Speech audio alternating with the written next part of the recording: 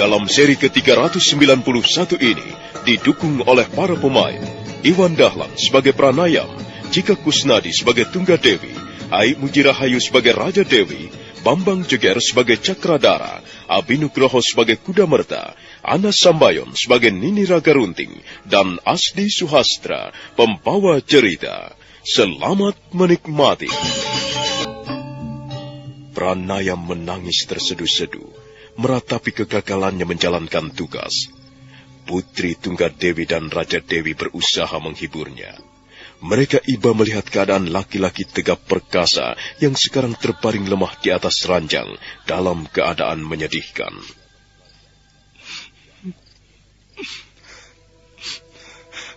Ampunilah Tuan Putri. Hamba telah gagal menjalankan tugas. Tidak, Paman. Kau tidak gagal. Kau sudah bekerja dengan baik. Kami sangat menghargaimu. Benar, Paman. Kami tetap percaya kepada Paman. Paman tidak perlu berkecil hati. Paman, lupakan saja soal Aiwandira. Hamba sudah berusaha membujuknya. Tapi hamba tidak berhasil melunakkan hatinya. Akhirnya, hamba terpaksa melepaskannya pergi karena luka hamba ini. Sudahlah, Paman. Kita memang tidak bermaksud memaksa Aiwandira kembali ke lereng Gunung Lejar. Itu sikap yang kurang bijaksana. Aiwandira sudah dewasa. Dia berhak menentukan jalan hidupnya sendiri. Sudahlah, Paman. Lebih baik Paman sekarang banyak istirahat, supaya lukamu segera sembuh kembali. Pagi hari mekar dengan indahnya, bagaikan kelopak bunga Padmasana, bunga teratai putih yang terombang-ambing di tengah-tengah telaga. Bola matahari yang berwarna merah menyala, mulai menebarkan sinar terangnya ke segala penjuru. Lereng Gunung Lejar kembali terjaga setelah semalam tidur dalam mimpinya yang syahdu. Pranayam melangkah meninggalkan ruangan biliknya. Di halaman belakang pondok dia bertemu dengan Cakradara dan Kudamerta. Selamat pagi, Tuan. Awas, Paman Pranayam. Kau pasti belum lupa nama samaran kami, kan? Oh, maaf. Lubdaka dan Samitra. Apakah aku sudah mulai tua ya? Lubdaka dan Samitra. Bagaimana kabar lereng Gunung Lejar selama ini? Kau lihat sendiri, Paman. Kami sudah membuka ladang-ladang baru. Daerah ini cukup baik untuk bertanam jagung. Iya, sekalipun di atas lereng gunung, kita tidak perlu khawatir soal makanan, Paman. Iya, mengapa harus khawatir, Samitra? Kalau orang mau bekerja keras, dia tidak perlu khawatir soal makanan. Bumi Majapahit ini subur dan menjanjikan banyak harapan. Bagaimana keadaan lukamu, Paman Pranayam? Ya, begitulah. Kadangkala sepertinya sudah sembuh, tapi kadangkala terasa sakit luar biasa. Oh iya, Nini Ragarunting sedang berusaha membuat ramuan daun-daunan untuk mengobati lukamu, Paman. Iya. Mudah-mudahan saja dia berhasil. Kulihat tadi Nawamali ini mencarimu, Paman. Oh, itu dia. Mereka sudah menunggu di ruangan pendopo. Ayo, Paman. Ayo kita duduk-duduk di ruangan pendopo.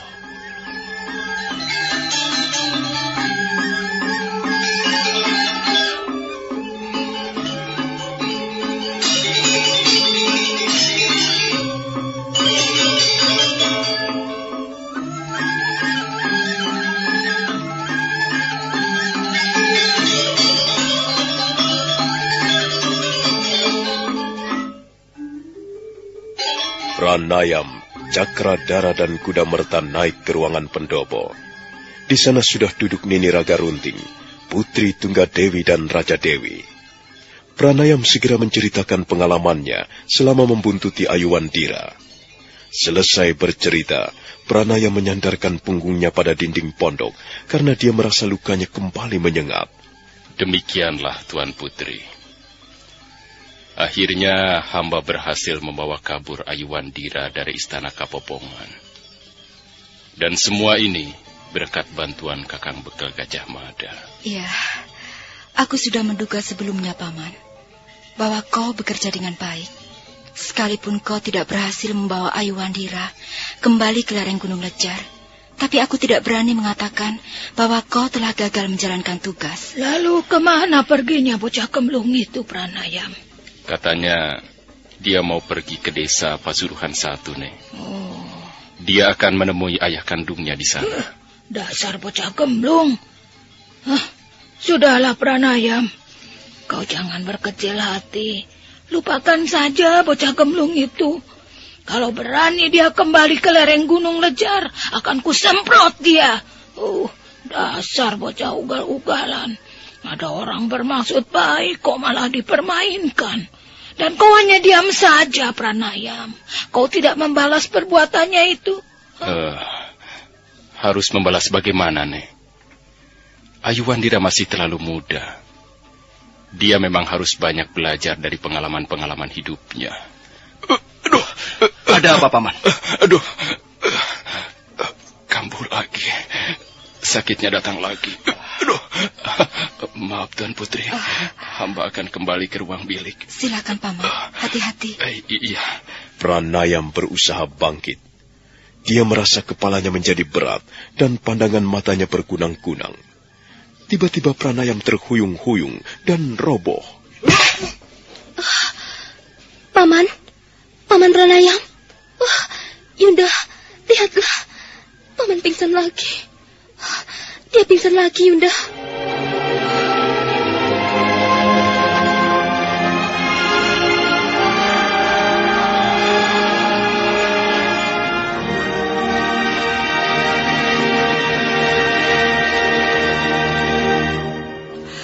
Bagaimana, Nini? Sepertinya lukanya bertambah parah. Saya sudah memeriksanya, Tuan Putri. Memang benar, lukanya cukup parah. Dia sudah pingsan 3 kali sejak kembali ke lereng Gunung Lejar. Kita harus berbuat sesuatu untuk menolongnya. Apakah Nini sudah memberinya ramuan daun-daunan? Sudah Tuan Putri. Dan dia sudah minum ramuan daun-daunan itu. Saya juga sudah memboreh lukanya. Tapi sepertinya ramuan itu tidak banyak membantu. Saya semakin khawatir melihat keadaannya. Saya takut racun itu menjalar kemana-mana, Tuan Putri. Barangkali kita perlu minta bantuan seorang tabib. Kakang Cakradara. Iya. Bagaimana Dinda Tunggadewi? Kalau Kakang tidak keberatan, aku minta bantuanmu. Kukira harus ada yang segera turun ke bawah untuk mencari seorang tabib. Aku bisa mencarinya sekarang juga, Dinda Tunggadewi. Aku akan menemanimu, Kakang Cakradara. Tunggu dulu. Jangan terburu-buru. Luka yang diderita Pranayam ini sudah gawat sekali. Kalian bisa saja mencari tabib. Tapi belum tentu tabib itu mampu menyembuhkannya. Tapi kita harus berusaha, Nini. Kita tidak mungkin tinggal diam, bukan? Kasihan Paman Pranayam. Kita harus berbuat sesuatu untuk menolongnya. Itu benar, Tuan Putri Raja Dewi. Tapi menurut pendapat saya akan sia-sia saja. Menurut pendapat saya, hanya ada satu cara untuk menyelamatkan nyawa Pranayam. Bagaimana caranya, Nini? Kita harus bertindak cepat. Jangan sampai terlambat. Benar, Tuan Putri. Ya, bagaimana lagi? Mau tidak mau, kita harus menempuh jalan itu. Saya kira Pranayam masih bisa diselamatkan kalau lengan kirinya dipotong.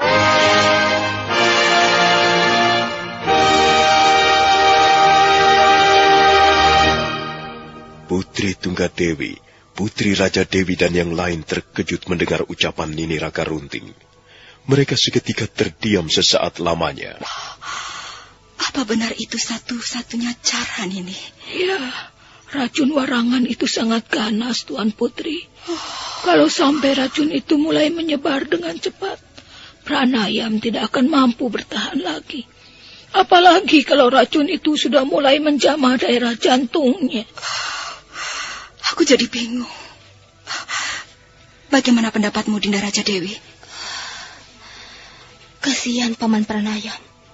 kalau dia harus kehilangan lengan kirinya. Aku tidak sampai hati, Yunda. Tapi kalau memang itu satu-satunya cara, artinya kita tidak mempunyai pilihan lain demi menyelamatkan nyawa Paman Pranayam. Kukira jalan itu harus kita tempuh. Ya, walaupun terasa berat. Aku pun sependapat dengan Kakang Cakradara. Kita harus menyelamatkan nyawa Paman Pranayam bagaimanapun caranya. Tapi, apakah Paman Pranayam akan setuju? Nah, Tuan Putri, itulah pertanyaan yang harus kita jawab sekarang juga. Apakah Pranayam kira-kiranya akan setuju kalau lengan kirinya dipotong? Aku kira Paman Pranayam tidak akan setuju, Nini. Dia adalah seorang pendekar. Dia seorang prajurit. Dia sangat membutuhkan lengan kirinya untuk menjalankan tugasnya. Kita harus berusaha memujuknya, Dinda Raja Dewi. Kita harus berusaha memberikan pengertian-pengertian padanya. Saya kira Tuan Putri perlu membicarakan persoalan ini dengan Pranayam. Mudah-mudahan saja dia setuju. Mudah-mudahan saja dia berani menempuh jalan ini demi keselamatan nyawanya. Baiklah, biar nanti aku yang akan bicara dengan Paman Pranayam. Tapi aku minta kau menemaniku, Dinda. Baik, Yunda. Aku akan ikut membantumu bicara dengan Paman Pranayam.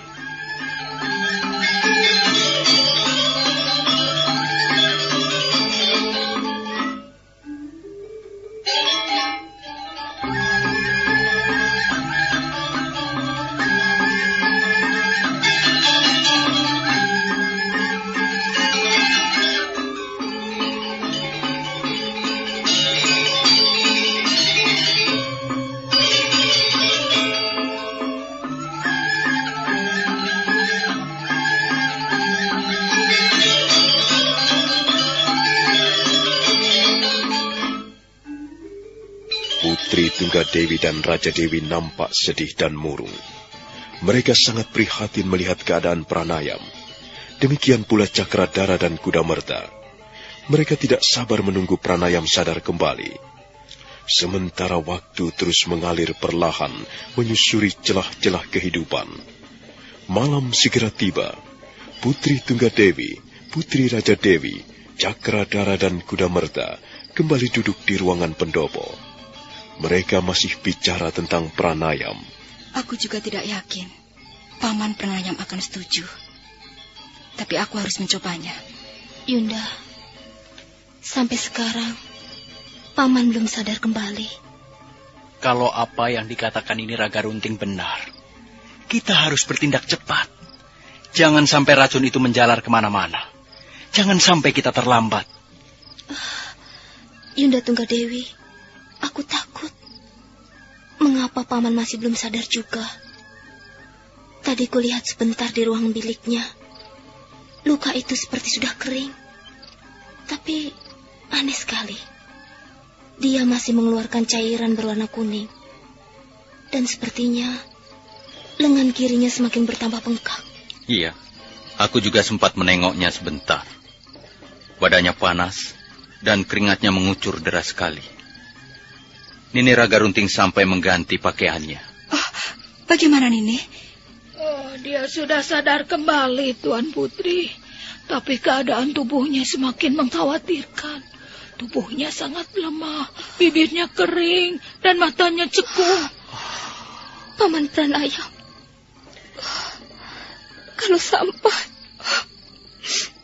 kalau sampai dia tidak tertolong lagi, aku akan merasa sangat kehilangan. Sudahlah, Dinda. Tidak ada gunanya menangis. Kita masih akan berusaha. Benar, Nini. Dia sudah sadar kembali. Sebaiknya Tuan Putri bicara dengannya sekarang. Baik. Ayo, Dinda Raja Dewi.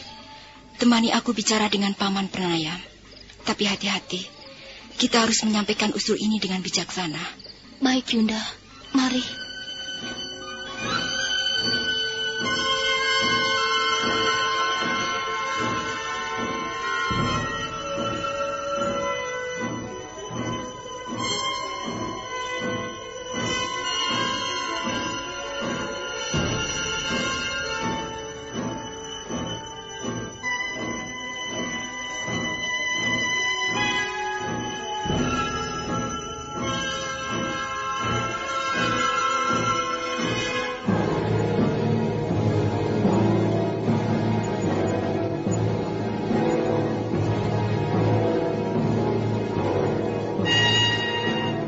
Putri Tunggadewi dan Putri Raja Dewi melangkah perlahan-lahan meninggalkan ruangan pendopo. Sementara itu, Cakradara, Kuda Merta, dan Nini Raga Runting menunggu dengan cemas dan hati berdebar-debar. Putri Tunggadewi ragu-ragu sejenak. Dia membisikkan sesuatu ke telinga Putri Raja Dewi sebelum akhirnya membuka daun pintu. Oh, Tuan Putri, mari. Silahkan duduk, Tuan Putri. Terima kasih, Paman. Bagaimana keadaanmu? Ya, beginilah, Tuan Putri. Hamba tidak bisa berkata apa-apa. Sekarang hidup hamba sedang dicoba. Dan hamba akan berusaha untuk tetap tabah. Kami semua cemas, Paman. Paman pingsan lama sekali. Tuan Putri tidak perlu khawatir. Hamba malah tidak merasakan apa-apa kok. Rasa-rasanya hamba hanya tidur. Tidur nyenyak sekali. Apa sebenarnya yang kau rasakan, Paman? Biasa-biasa saja, Tuan Putri. Jangan begitu, Paman. Kami semua tahu kau sedang menderita. Kau harus berterus terang supaya kami dapat menolongmu. Sungguh, Tuan Putri. Kalau sedang begini, rasa-rasanya hamba tidak sakit. Sungguh, hanya di sini, di pangkal lengan hamba rasanya kaku. Selebihnya, hamba tidak merasakan sakit apa-apa. Tapi suatu saat, tiba-tiba rasa sakit itu datang kembali dan menyengat dengan bertubi-tubi. Kepala hamba menjadi berat, pandangan mata hamba berkunang-kunang. Awal mulanya dari sini, Tuan Putri. Dari daerah di sekitar sini. Luar biasa sakitnya. Panas dan nyeri. Kemudian rasa sakit itu menyebar kemana-mana. Ada apa, Tuan Putri? Begini, Paman.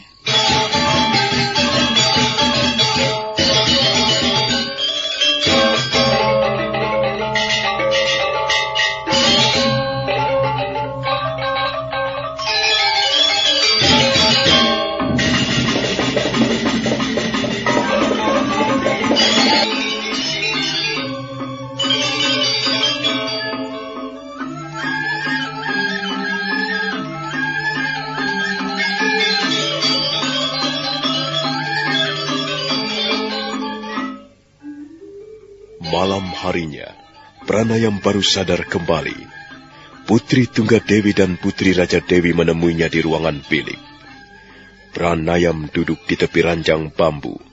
Wajahnya pucat, matanya cekung, dan tubuhnya kelihatan sangat lemah. Biarlah, Tuan Putri. Namanya baru sakit. Nanti kalau sudah sembuh, keadaan hamba pasti akan berubah. Tidak seperti ini lagi. Tuan Putri berdua tidak perlu merasa khawatir. Bagaimana kami tidak khawatir, Paman? Paman sudah kami anggap seperti orang tua kami sendiri. Terima kasih, Tuan Putri Raja Dewi. Hamba merasa sangat terharu. Paman, apa sebenarnya yang kau rasakan? Kadangkala rasa sakit itu datang tiba-tiba. Sumbernya dari sini ini, Tuan Putri. Dari bagian di sekitar luka ini. Kemudian rasa sakit itu menyebar kemana-mana. Kepala hamba menjadi berat dan pandangan hamba berkunang-kunang. Menurut Nini Raga Runting, kau kena racun warangan yang sangat kuat dan ganas. Hamba terkena sabetan mata tombak Rakuti pada saat bertarung di luar istana Kapopongan. Semula memang hamba tidak merasa sakit, Tuan Putri. Tapi pada saat hamba sedang berjalan bersama Ayuwandira, hamba merasa ada yang tidak beres di lengan kiri hamba. Ternyata lengan kiri hamba bengkak. Begini, Paman. Kami datang kemari ingin menyampaikan sesuatu padamu. Iya, Tuan Putri. Ada apa? Paman, kau harus tabah. Kau harus berusaha menyelamatkan nyawamu sendiri, Paman. Menurut Nini Raga Runting, satu-satunya cara untuk menyelamatkan nyawamu, kau harus merelakan lengan kirimu untuk dibuang, Paman.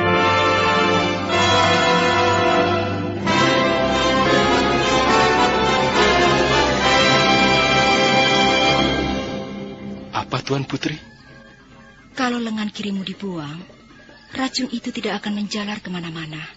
Kita tidak mempunyai cara lain untuk menolongmu, Paman. Ya, hanya itulah satu-satunya cara. Lengan Paman harus dipotong. Mengapa harus begitu, Tuan Putri? Paman, racun itu sangat berbahaya.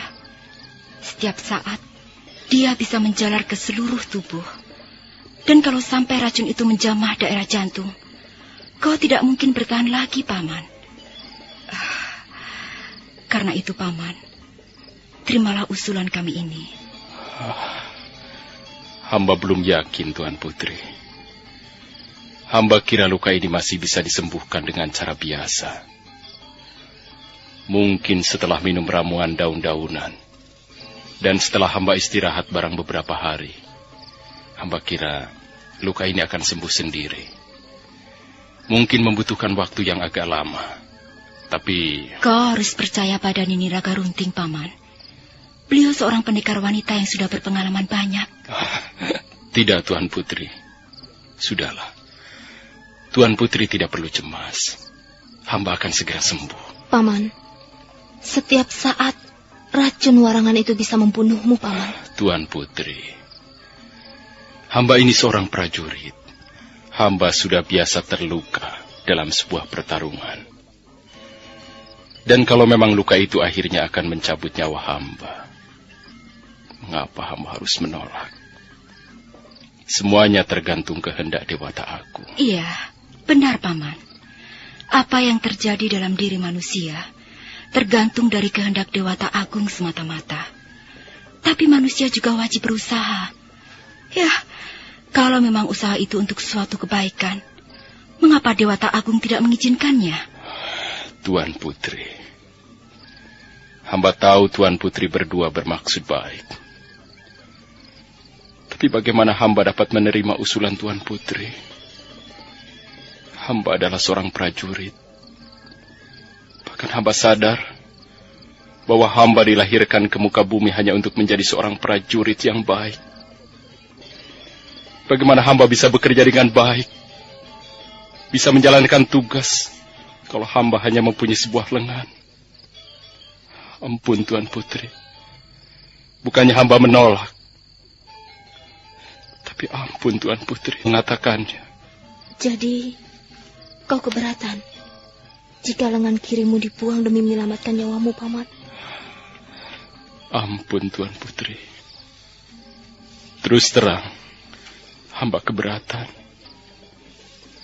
Hamba hanya mempunyai 2 buah lengan. Dan selama ini seluruh kemampuan hamba, seluruh pekerjaan dan tugas-tugas hamba percayakan pada 2 buah lengan ini. Kalau salah satunya dipotong, hamba pastilah akan menjadi orang cacat. Dan jika hamba menjadi orang cacat, hamba pasti tidak akan bisa bekerja dengan baik seperti sebelumnya. Dengan lengan sebelah, kemampuan hamba pasti tinggal separuh saja. Ampun, Tuan Putri. Kali ini hamba terpaksa mengecewakan Tuan Putri berdua. Karena itu, hamba mohon ampun yang sebesar-besarnya. Paman Pranayam, aku tidak setuju dengan pendapatmu. Orang cacat masih bisa bekerja dengan baik, sesuai dengan kemampuan yang dimilikinya, Paman. Banyak orang cacat di muka bumi ini, entah cacat bawaan, ataupun cacat karena suatu sebab yang lain. Tapi mereka masih bisa berbuat sesuatu yang berguna untuk orang banyak, Paman. Cacat tubuh tidak akan menjadi halangan untuk menjalankan suatu pengabdian. Yang penting, orang jangan sampai cacat jiwanya. Benar, Paman. Kau tidak perlu berkecil hati. Sekalipun kau cacat, kami akan tetap percaya kepadamu. Kami akan tetap percaya bahwa Paman adalah seorang prajurit yang baik. Baiklah. Mungkin kau membutuhkan waktu untuk berpikir. Dan jangan salah paham, Paman. Kami tidak akan memaksamu. Kami hanya ingin berusaha menyelamatkan jiwamu. Baiklah. Kau boleh menimbang-nimbang atau merenung lebih dulu sebelum mengambil keputusan yang bijaksana. Kami akan sabar menunggu. Baiklah, Tuan Putri. Biarlah hamba memikirkan persoalan ini dengan tenang. Barangkali setelah 2 atau 3 hari, hamba akan dapat mengambil keputusan.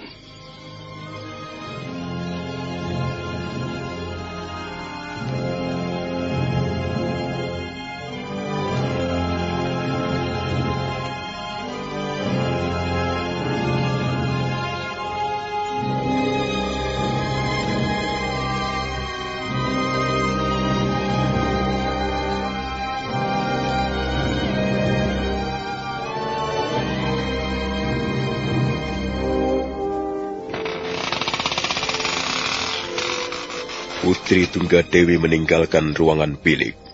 Pintu ruangan kembali tertutup rapat. Pranaya masih duduk di tepi pembaringan. Dia nampak bingung dan gelisah. Dipotong. Apakah aku harus kehilangan lengan kiriku? Apakah benar hanya itu satu-satunya cara untuk menyelamatkan nyawaku? Tapi apa gunanya? Apa artinya aku hidup dengan sebuah lengan?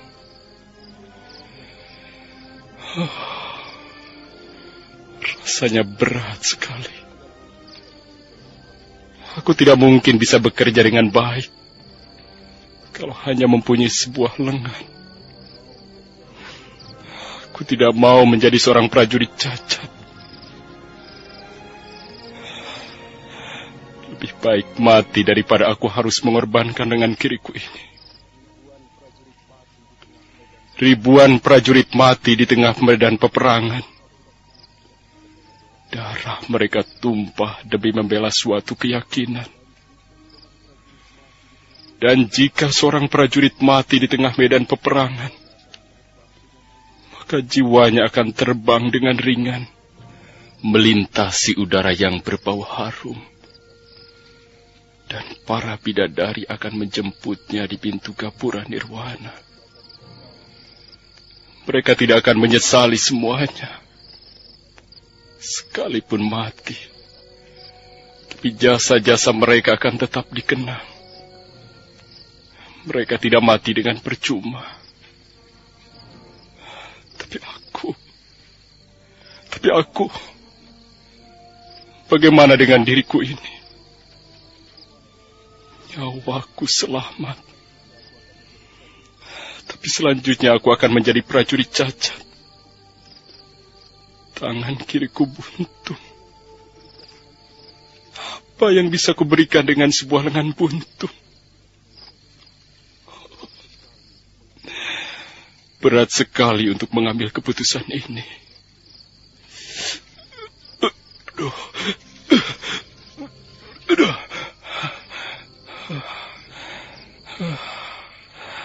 Aku tidak pernah menduga bahwa lukaku akan menjadi separah ini.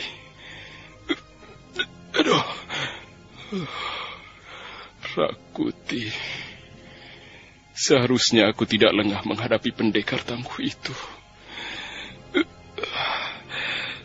Tapi waktu itu, keadaanku terjepit.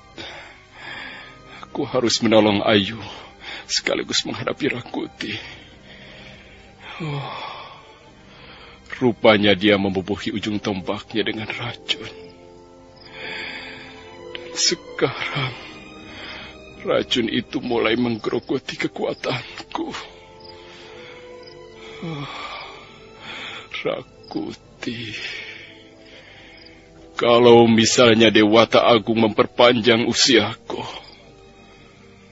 aku ingin bertemu lagi dengan Rakuti.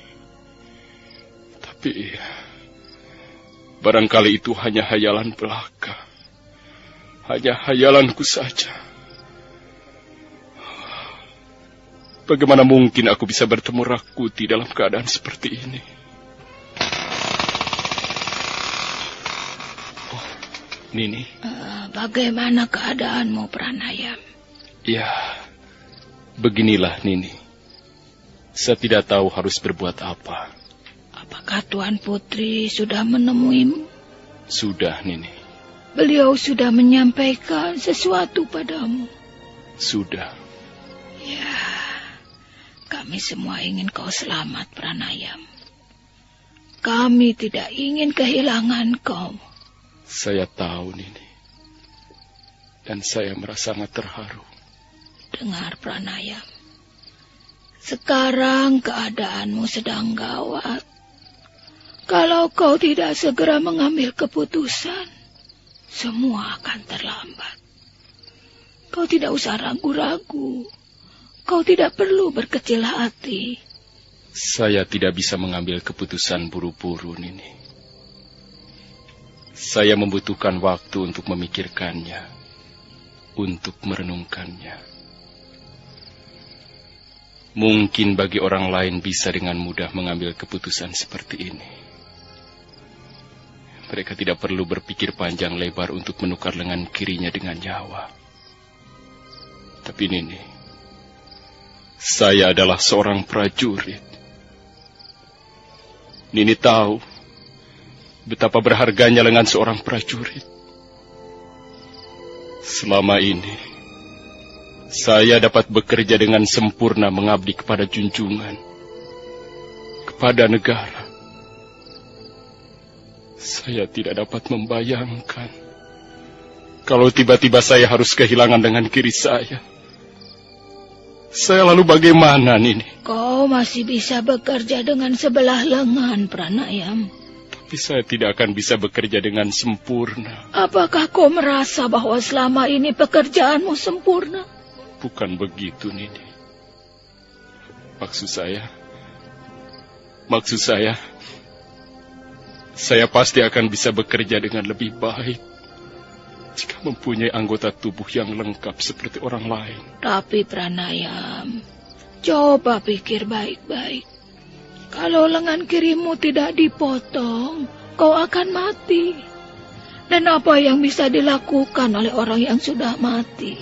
Setiap orang akhirnya akan mati, Nini. Dan ribuan prajurit mati di tengah medan peperangan. Itu bukan barang yang aneh. Prajurit akan mati dengan nyaman. Dan rasa bangga pada saat sedang menjalankan tugas. Aku tidak sependapat, Pranayam. Bagaimanapun juga kita harus menghargai arti sebuah kehidupan. Cacat tubuh tidak menjadi halangan untuk melakukan hal-hal yang baik bagi semua orang. Tapi baiklah, pendapat orang memang tidak sama. Kau memang harus merenungkan persoalan ini secara mendalam. Kami tidak bisa memaksamu. Kami hanya bisa menyarankan saja. Ya, terima kasih Nini Ragarunting. Mudah-mudahan dalam 2 atau 3 hari ini, saya sudah bisa mengambil keputusan. Dan apapun keputusan itu, saya akan menjalankannya dengan hati yang... Yunda. Aku sudah tidak sabar lagi, Dinda. Sampai sekarang, Paman Pranayam masih belum memberikan keputusan. Iya. Dia memang seorang prajurit yang keras hati, Yunda. Aku sudah kenal wataknya. Tapi dia tidak boleh menjadi bodoh seperti ini, Dinda. Kalau semuanya terlambat, kita tidak akan bisa menyelamatkan nyawanya. Tapi Yunda, aku lihat tadi dia sepertinya sehat-sehat saja. Dan aku lihat tadi dia berjalan-jalan di halaman belakang pondok bersama Kakang Cakradara dan Kuda Merta. Kita tidak dapat melihat apa yang sedang bergolak di dalam tubuhnya, Dinda. Susah juga kalau begini. Ya, kalau saja Paman Pranayam bisa mengerti. Aku ingin bicara sekali lagi padanya. Hati-hati, Yunda. Jangan sampai dia tersinggung. Sebaiknya kau ikut Dinda. Mari, kita desak Paman Pranayam. Putri Tunggadewi dan Raja Dewi bergegas melangkah meninggalkan ruangan pondok. Mereka segera menemui Pranayam di halaman belakang pondok. Pranayam membungkuk memberikan hormat ketika melihat dua orang junjungannya. Selamat pagi, Tuan Putri. Bagaimana keadaanmu, Paman? Hamba biasa-biasa saja. Hamba senang sekali melihat orang-orang bekerja di ladang. Tapi kau belum bisa bekerja seperti mereka, Paman. Kau harus istirahat sampai lukamu sembuh. Lukanya tidak mungkin sembuh, Kakang Cakradara. Kecuali Paman Pranayam mau berpikir secara sehat. Paman, kami ingin segera mendengar keputusanmu. Maaf, Tuan Putri. Hamba belum bisa memutuskan sekarang. Paman, apa kau tidak dapat mendengar hati kami yang gelisah? Kami semua cemas. Kami takut. Tiba-tiba kau pingsan dan tidak pernah bangun kembali. Ampun, Tuan Putri. Kalau memang terjadi demikian, hamba sudah pasrah. Barangkali memang sudah nasib hamba. Ini bukan persoalan nasib, Paman. Asal kau bisa mengerti, kami akan terus berusaha menyelamatkan nyawamu. Yang penting, kau mengerti. Benar, Paman. Kau tidak perlu takut menjadi orang cacat. Ampun, Tuan Putri Raja Dewi. Terus terang, hamba takut. Hamba takut menjadi orang cacat. Hamba lebih berani menghadapi maut daripada hidup dengan sebelah tangan, Tuan Putri. Kau tidak bisa mempertahankan pendirianmu itu, Paman. Sama sekali tidak masuk akal. Coba lihat. Lenganmu sebentar lagi akan membusuk. Apa yang bisa kau lakukan dengan lengan membusuk? Coba pikir baik-baik, Paman. Benar, Paman Pranayam. Kalau kau merelakan lengan kirimu, maka nyawamu kemungkinan besar masih bisa diselamatkan. Mungkin Paman tidak bisa bekerja seperti biasa lagi, Paman. Tapi kalau nyawa Paman bisa diselamatkan, mengapa jalan itu tidak kita tempuh, Paman? Kita harus menghargai hidup yang diberikan oleh Dewata Agung, Paman. Ingat, Paman. Semua orang ingin bekerja dengan baik. Semua ingin menumpuk jasa. Tapi apa artinya sebuah jasa?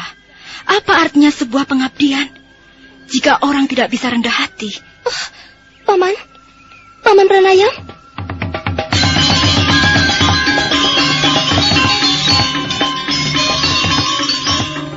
Yunda, lihatlah. Awas, tolong dia. Jangan sampai dia jatuh.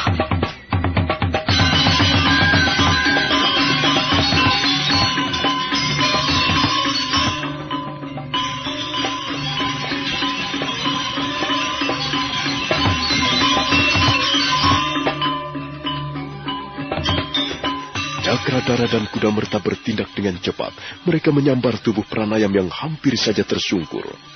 Putri Tunggadewi menyuruh mereka membawa Pranayam ke ruangan pendopo. Nini Raga Runting segera memeriksa luka di lengan kirinya. Bagaimana, Nini? Oh, semakin parah, Tuan Putri. Lihat saja, warna biru itu mulai menyebar ke bagian bawah. Yunda Tunggadewi, kita harus segera bertindak. Iya, benar. Jangan sampai kita terlambat. Kakang Cakradara. Iya. Bagaimana, Dinda Tunggadewi? Kau sanggup melakukan tugas itu? Aku ingin lengan kiri Paman Pranayam segera dibuang. Kalau memang keadaannya sudah sangat gawat, apa boleh buat? Aku sanggup melakukannya. Apakah dia sudah memberikan persetujuan, Tuan Putri? Kita tidak perlu menunggu lebih lama, Nini. Biar nanti aku yang akan bertanggung jawab. Sekarang semuanya terserah Nini. Aku hanya ingin melihat dan memperoleh kepastian bahwa nyawa Paman Pranayam bisa diselamatkan. Oh, iya. Kalau begitu, baiklah, Tuan Putri. Biar dia dalam keadaannya seperti sekarang.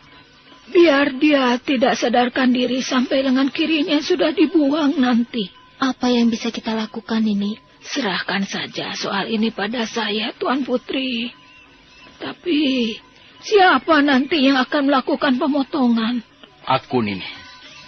Aku yang akan memotong lengan kiri Paman Pranayam. Kalau begitu, siapkan parang yang tajam, Tuan Cakradara. Asah sampai parang itu benar-benar tajam. Dan sebelum digunakan untuk memotong lengan, panaskan dulu parang itu dengan api yang besar. Baik, Nini. Kapan rencana Nini untuk melakukan pemotongan? Saya akan segera bersiap-siap. Saya harus membuat ramuan daun-daunan untuk memampatkan darahnya. Saya kira lebih cepat lebih baik, Tuan. Dipa dan yang lain masih sibuk bekerja di ladang. Tak seorang pun di antara mereka tahu apa yang bakal terjadi di ruangan pondok Nini Raga Runting. Nini Raga Runting sudah siap dengan ramuan daun-daunan. Pranayam terbaring di atas balai bambu. Lengan kirinya direntangkan dan diletakkan di atas sebuah bonggol kayu hutan. Nini Raga Runting memberikan tanda di bagian pangkal lengan Pranayam. Disitulah nanti Cakradara harus menebaskan mata pedangnya. Putri Tunggadewi nampak sangat sedih. Demikian pula Putri Raja Dewi. Mereka duduk menunggu di sudut ruangan. Apakah Tuan Cakradara sudah siap? Aku siap, Nini. Maaf, Tuan Putri. Apakah Tuan Putri berdua juga sudah siap? Aku siap, Nini. Tolong Tuan Kudamerta berdiri di sebelah sini. Sini, di sini.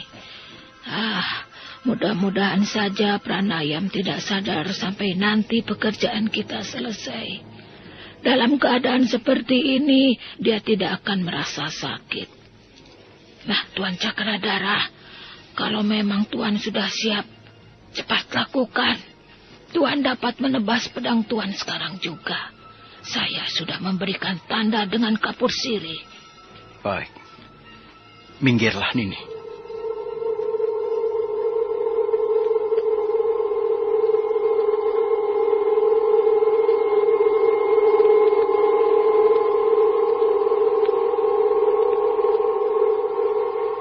Pranayam mundur setindak. Kedua belah tangannya menggenggam pedang. Putri Tunggadewi dan Putri Raja Dewi berdiri. Sementara itu, Nini Raga Runting berdiri tepat di sebelah Pranayam sambil membawa sebuah kuali kecil yang berisi ramuan daun-daunan.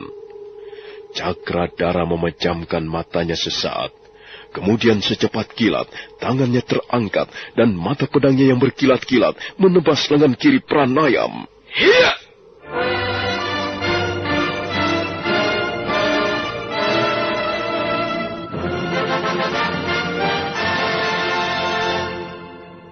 Putri Tunggadewi dan Putri Raja Dewi memejamkan matanya karena tidak sampai hati melihat keadaan Pranayam.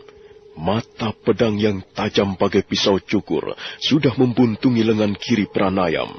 Lengan itu tercampak di lantai ruangan. Darah mengucur deras, darah merah bercampur kehitam-hitaman. Nini Raga Runting buru-buru menyiramkan ramuan daun-daunan ke atas luka Pranayam. Sementara Pranayam sendiri masih belum sadarkan diri. Maaf, Tuan Putri. Tolong bantu saya membebat lengan kiri Pranayam. Baik, Nini. Setelah lengan kirinya dipotong dan Putri Tunggadewi selesai membebat lukanya, Pranayam kembali dibaringkan di ruangan pondok, dan mereka menunggu sampai malam tiba. Mereka semuanya cemas karena Pranayam masih juga belum sadarkan diri. Putri Tunggadewi dan Putri Raja Dewi bercakap-cakap di ruangan pendopo bersama Nini Raga Runting. Sementara Cakradara dan Kudamerta menunggu Pranayam di ruangan biliknya. Mengapa Paman masih juga belum sadar, Nini?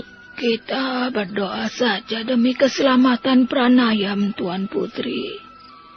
Kita sudah berusaha, dan selanjutnya kita harus berdoa. Apakah racun itu belum menjalar ke bagian-bagian tubuh yang lain ini? Kita hampir saja terlambat, Tuan Putri. Kalau hari ini kita tidak segera membuang lengan kiri Pranayam, entahlah apa yang akan terjadi. Kalau begitu, kita sudah bertindak pada saat yang tepat. Benar, Tuan Putri Raja Dewi. Sekarang kita tinggal menunggu.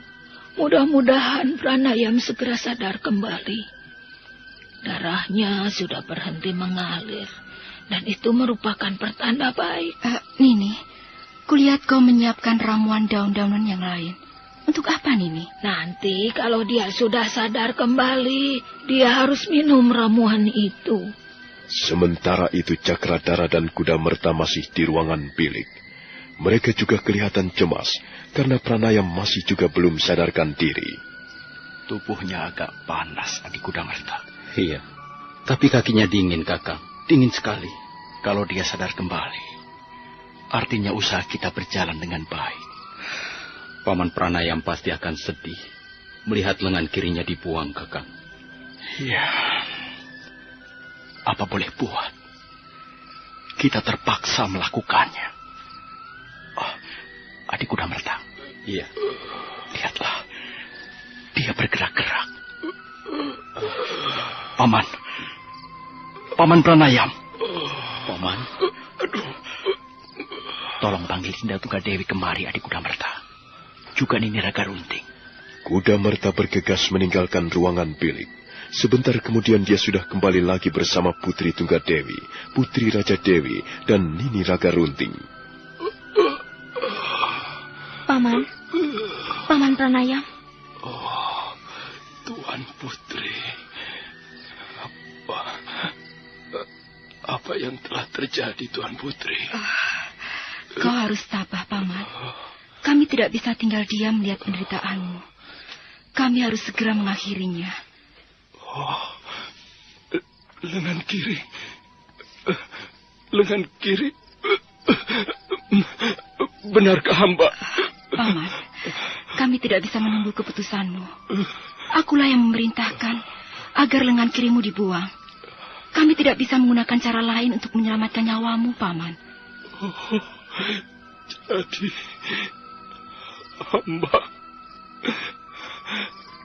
hamba tidak mempunyai lengan kiri lagi.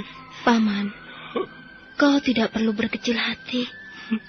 Kau masih bisa bekerja dengan baik. Ya, benar Pranayam. Kau masih bisa menjadi prajurit yang baik hanya dengan sebelah lengan.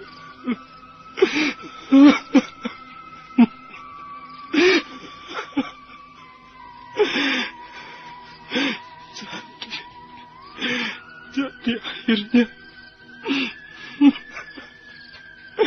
akhirnya hamba menjadi orang cacat.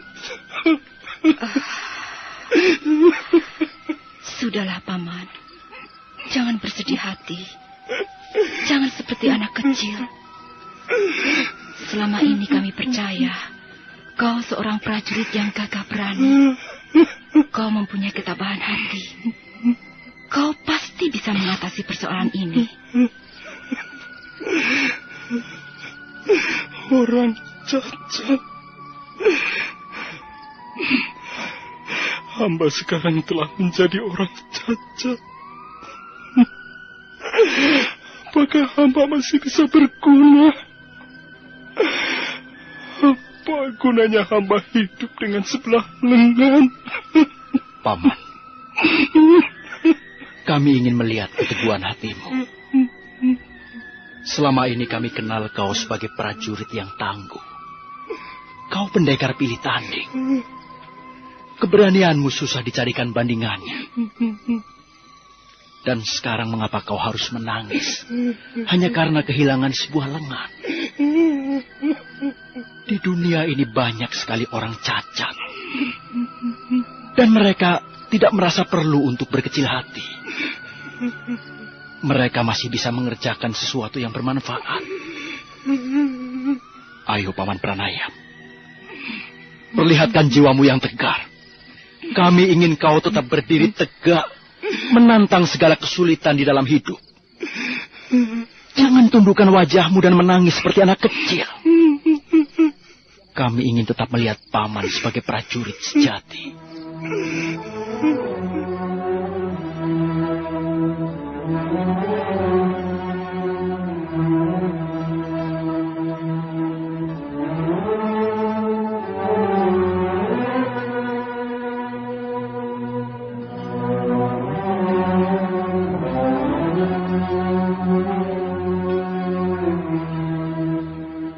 Putri Tunggadewi dan Putri Raja Dewi perlahan-lahan meninggalkan ruangan bilik. Sedangkan Cakradhara dan Kuda Merta masih tetap tinggal menemani Pranayam. Mereka berdua terus berusaha membesarkan hati Pranayam. Sementara itu, Nini Ragarunting sudah kembali di ruangan biliknya. Pendekar wanita yang sudah lanjut usia itu nampak sedih. Dia tidak sampai hati melihat keadaan Pranayam. Oh, kasihan Pranayam. Akhirnya dia harus menjadi orang cacat. Kasihan. Dia seorang laki-laki yang baik. Dia seorang penyabar. Dia juga seorang pemberani yang teguh membela suatu keyakinan. Aku tahu. Dia pasti terpukul sekali melihat lengannya tinggal sebelah. Dan semua itu gara-gara Ayu. Gara-gara bocah gemblung itu. Kalau dia tidak turun dari lereng Gunung Lejar, pasti tidak akan terjadi peristiwa seperti ini. Pranayam telah mengorbankan lengan kirinya dan telah kehilangan sebagian dari kepercayaan dirinya hanya karena perbuatan bocah gemblung itu. Oh, Ayuandira. Kalau saja dia mau menjadi istri Pranayam, dia pasti bisa hidup bahagia. Tapi sekarang sudah terlambat. Pranayam sudah menjadi seorang prajurit puntung. Bapak Rake?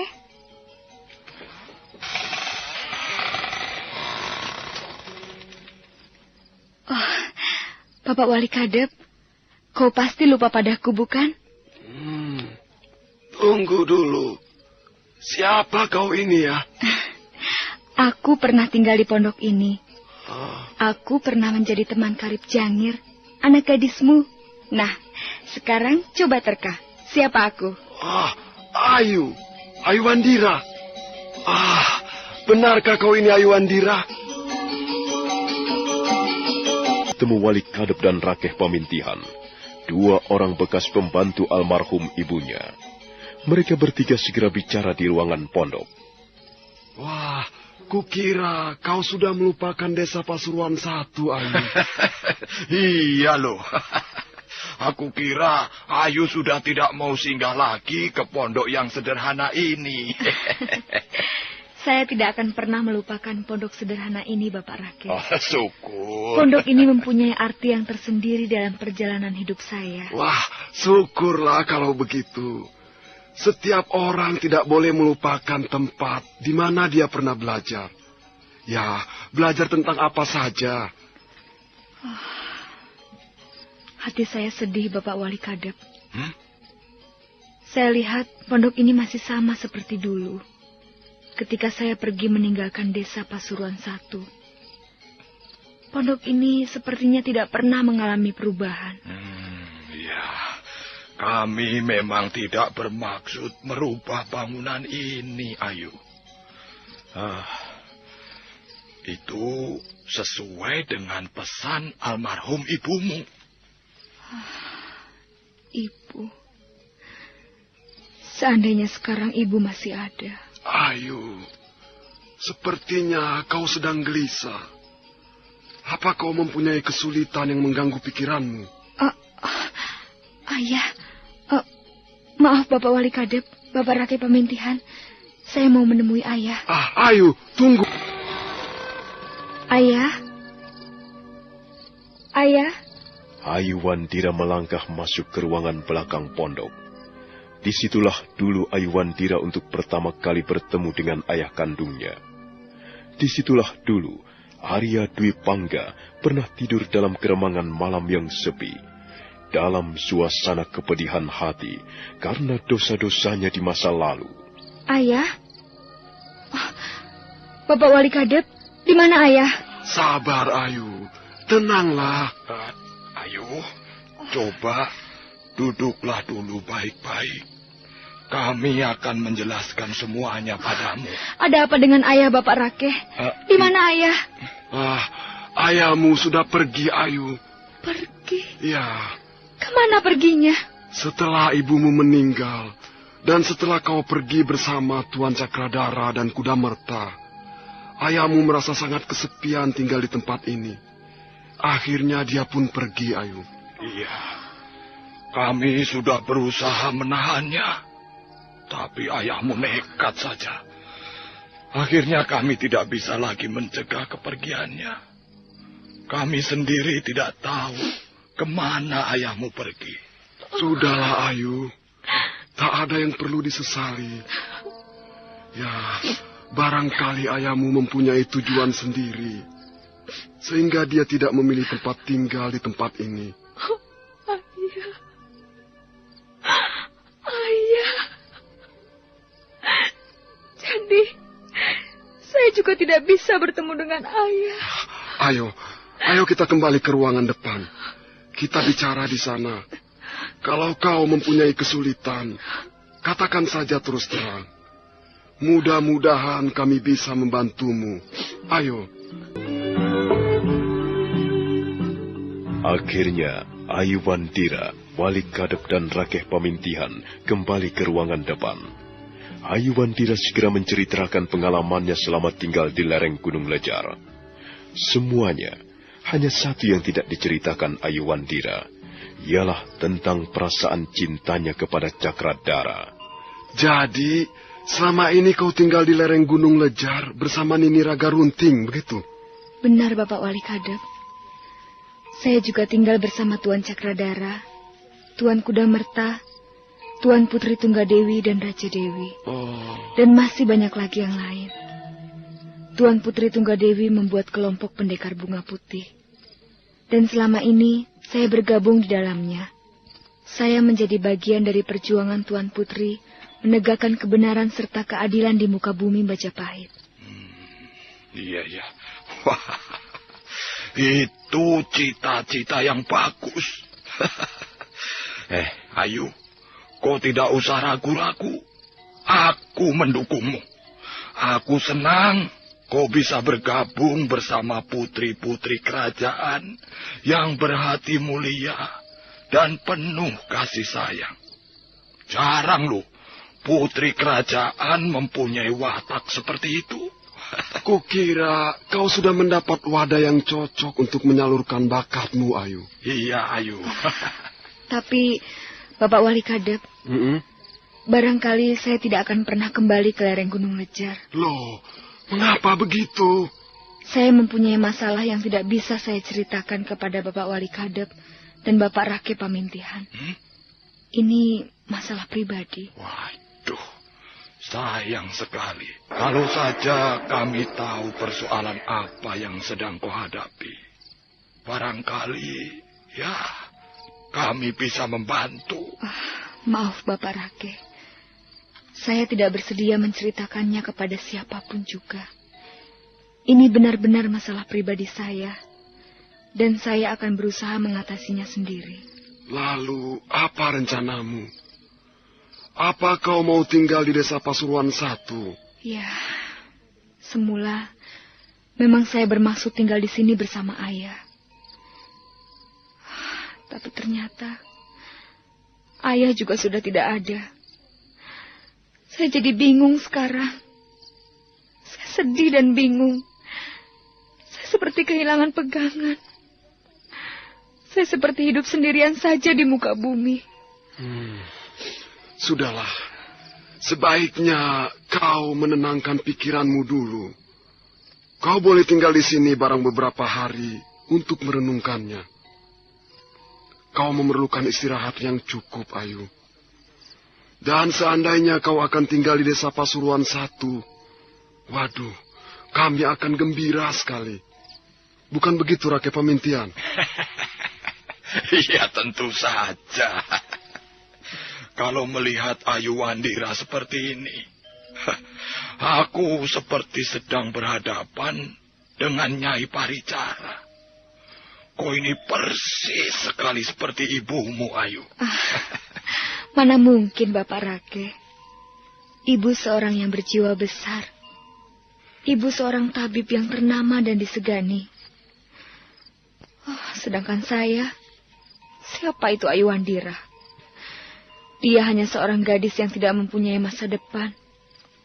Seorang gadis yang tidak tabah, tidak mampu berdiri tegar, dan selalu terombang-ambing dalam kebimbangan.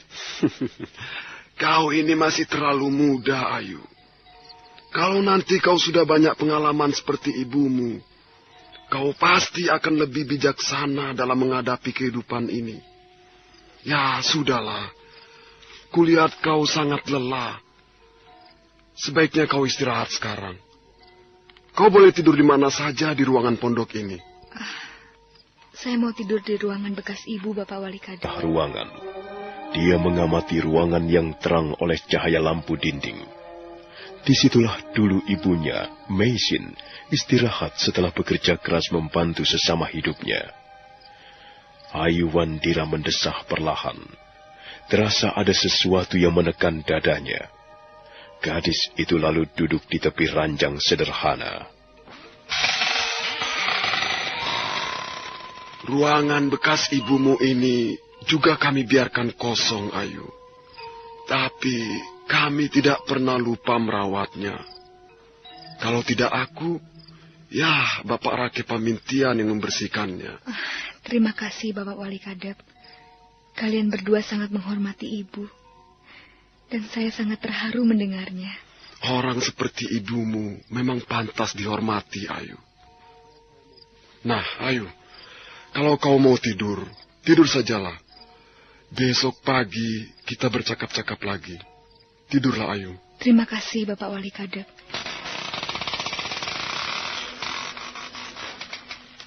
Oh, Ibu, kau pasti tahu apa yang sedang kualami sekarang ini. Kau pasti melihatnya. Aku sedih, Ibu. Pikiranku kacau balau. Aku seperti sedang berenang di permukaan samudera yang dalam. Aku tidak yakin apakah aku akan kuat berenang sampai di pantai seberang. Oh, Ibu, kalau saja kau masih ada sekarang ini, kau pasti akan menemaniku. Aku rindu sekali padamu, Ibu. Aku kangen sekali mendengar suaramu yang lembut dan merdu, penuh kebijaksanaan seorang wanita. Oh, mengapa kau pergi terlalu cepat? Mengapa kau biarkan aku menghadapi kehidupan ini sendirian saja?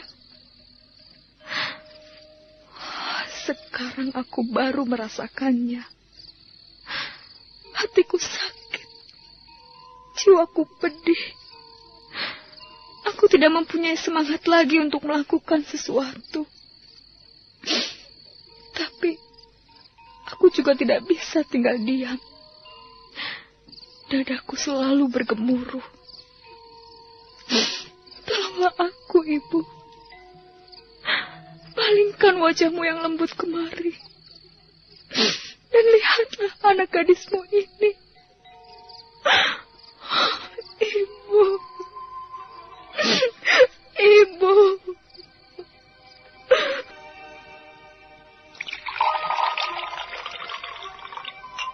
Nah, sekarang kau kelihatan jauh lebih segar, Ayu. Tidak seperti semalam. Wajahmu pucat. Pakaianmu lusuh. Ayo minum, Ayu. Iya. Dan ini ada makanan kecil. Perutmu harus diisi. Saya tidak melihat Bapak Rake Pamintian. Bapak Rake sedang mengunjungi orang sakit di desa sebelah. Desa Pongging. Ya, semenjak ibumu meninggal, dan seperti apa yang telah diwasiatkan oleh ibumu sebelum meninggal, kamilah yang meneruskan cita-cita dan perjuangan Nyai Paricara. Kami berdualah yang meneruskan pekerjaan beliau menjadi tabib di desa Pasuruan 1 ini. Kami bekerja secara bergantian. Kadangkala aku yang datang mengunjungi orang sakit, dan pada saat lain Bapak Rake Pamintian. Sekarang baru kami tahu, Ayu. Baru kami menyadari bahwa ibumu benar-benar seorang wanita luar biasa. Ya, bagaimana tidak? Pekerjaan seberat ini yang kami pikul berdua, oleh ibumu ditanggung sendirian. Ya, sudahlah. Kalau kita mau membicarakan soal ibumu, maka tidak akan ada habisnya. Segala pekerjaan yang baik yang pernah dilakukan ibumu tidak akan habis ditulis dalam 1000 lembar rontal. Bagaimana kau sekarang? Ya, semula saya berharap memperoleh ketenangan setelah tiba di Pasuruan 1, Bapak Rake. Tapi ternyata tidak. Saya justru merasa sangat sedih. Saya selalu teringat ibu dan ayah. Tempat ini seolah-olah berusaha menggali kenangan saya bersama ibu dan ayah. Perasaan seperti itu akan hilang dengan sendirinya, Ayu. Percayalah. Setelah beberapa hari nanti, kau tidak akan lagi mengalaminya. Semalam aku sudah bicara dengan Bapak Rake Pamintihan. Kami akan senang sekali kalau kau mau tinggal di sini, di Pasuruan 1 ini. Kau bisa memperdalam ilmu pengobatan dan bisa menjadi tabib seperti ibumu. Saya tidak pernah memikirkan soal itu, Bapak Wali Kadep. Sekarang ini, jiwa saya sedang rusuh. Hati saya sedang dicekam rasa kesepian yang sangat dahsyat. Saya seperti melihat kehidupan ini akan berhenti mengalir. Ayu, jangan berkata seperti itu. Kehidupan akan terus mengalir, Ayu. Sejak manusia belum diciptakan di permukaan bumi ini, kehidupan sudah mengalir sebagaimana mestinya. Sudahlah. Mungkin kau perlu berjalan-jalan sedikit untuk mencari udara segar. Saran Wali Kadep, gadis itu segera melangkah pergi meninggalkan pondok. Dia berjalan-jalan di halaman belakang pondok, kemudian menyusuri jalanan setapak yang kanan kirinya banyak ditumbuhi pohon-pohon jenis tanaman pantai. Setelah kurang lebih 3 pal jauhnya berjalan, dia melihat birunya laut di kejauhan sana. Ayuwandira memutar langkahnya ke arah kiri, dan pandangannya tertumbuk dinding-dinding tebing yang curam. Dan gadis itu melangkah ke sana.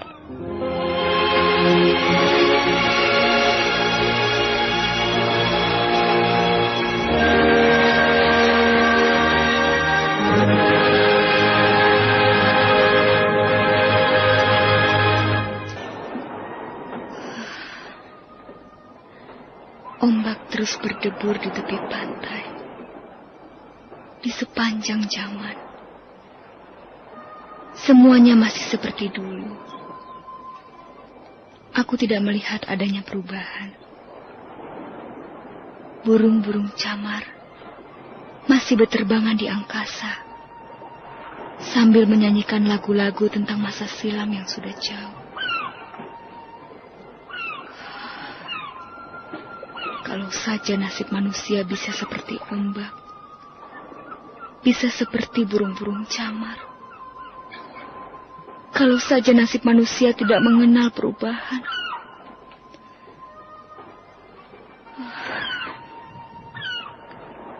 Di tempat inilah dulu aku menolong Tuan Cakradara dan Kuda Merta ketika mereka dikejar-kejar prajurit Majapahit. Tempat ini juga belum mengalami perubahan. Mulut gua itu masih menganga seperti dulu. Dan dinding-dinding karang masih tegak seperti dulu. Tempat ini memang sangat mengesankan. Aku tidak akan pernah melupakannya. Kalau saja aku bisa mengendalikan waktu. Kalau saja waktu bisa kusuruh berjalan mundur, aku akan kembali duduk di sini. Sementara Tuan Cakradara duduk di situ. Kami berdua bercakap-cakap, sambil memandang jauh ke tengah lautan luas. Tapi, apakah aku sudah gila? Apakah aku sudah tidak waras lagi? Ibu, tolonglah aku, Bu. sekarang ini? Apa yang harus kulakukan? Bagaimana aku harus mencampakkan pikiran-pikiran jahat ini, Bu? Tolonglah aku. Jangan tinggalkan aku sendirian dalam keadaan seperti ini. Terseduh-seduh di atas sebongkah batu karang, sementara ombak masih mendebur menghantam pantai, dan burung-burung camar masih berterbangan di udara sambil menyanyi sesuka hatinya. Nah, bagaimanakah kisah selanjutnya? Apa yang akan dilakukan Aywandira? Saudara pendengar, silakan menunggu seri berikutnya. Sampai jumpa.